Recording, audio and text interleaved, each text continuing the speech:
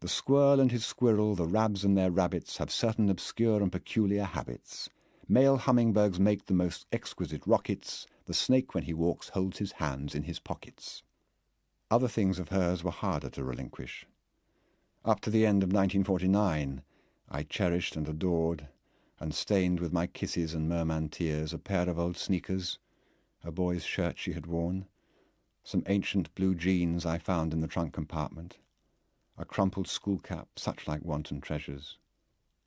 Then, when I understood my mind was cracking, I collected these sundry belongings, added to them what had been stored in Beardsley, a box of books, a bicycle, old coats, galoshes, and on her 15th birthday mailed everything as an anonymous gift to a home for orphaned girls on a windy lake on the Canadian border.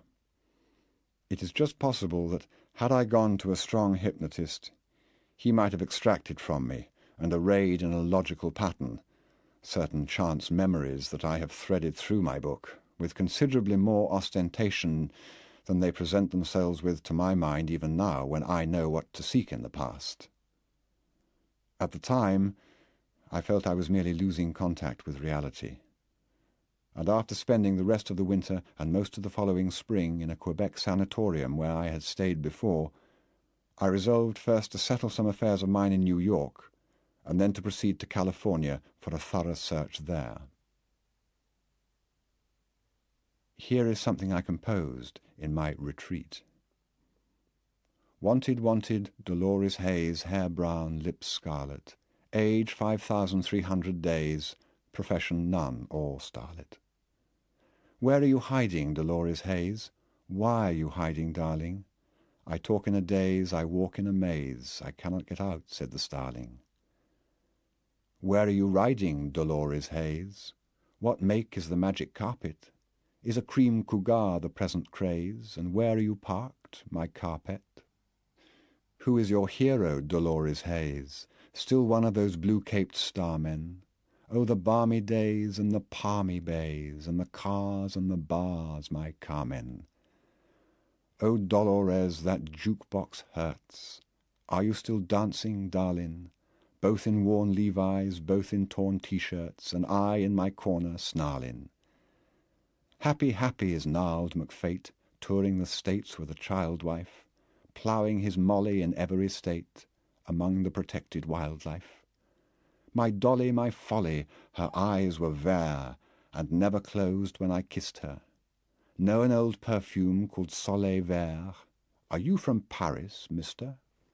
L'autre soir un air froid d'opéra Malita, son fêlé bien folle et qui s'y fit. Il neige, le décor s'écroule, Lolita, Lolita, que je fais de ta vie? Dying, dying, Lolita Hayes, of hate and remorse I'm dying. And again my hairy fist I raise, and again I hear you crying. Officer, officer, there they go, in the rain where that lighted store is. And her socks are white, and I love her so, and her name is Hayes Dolores. Officer, officer, there they are, Dolores Hayes and her lover. Whip out your gun and follow that car, now tumble out and take cover. Wanted, wanted, Dolores Hayes, her dream-grey gaze never flinches.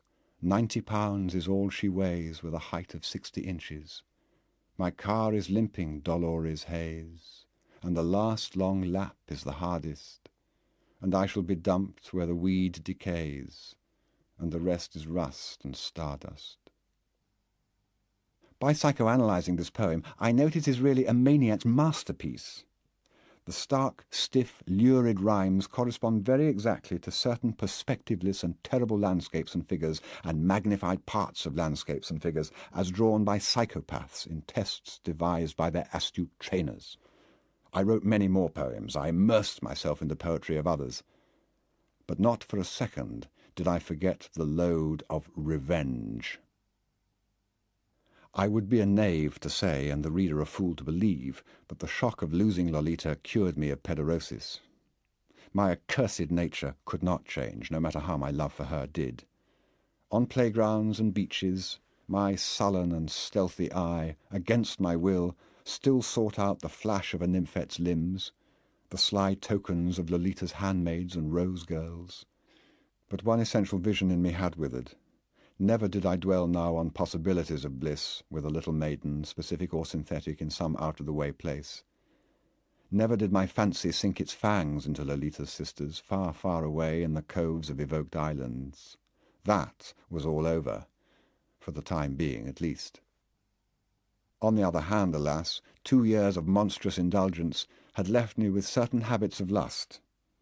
I feared lest the void I lived in might drive me to plunge into the freedom of sudden insanity when confronted with a chance temptation in some lane between school and supper.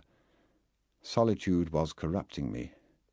I needed company and care. My heart was a hysterical, unreliable organ. This is how Rita enters the picture.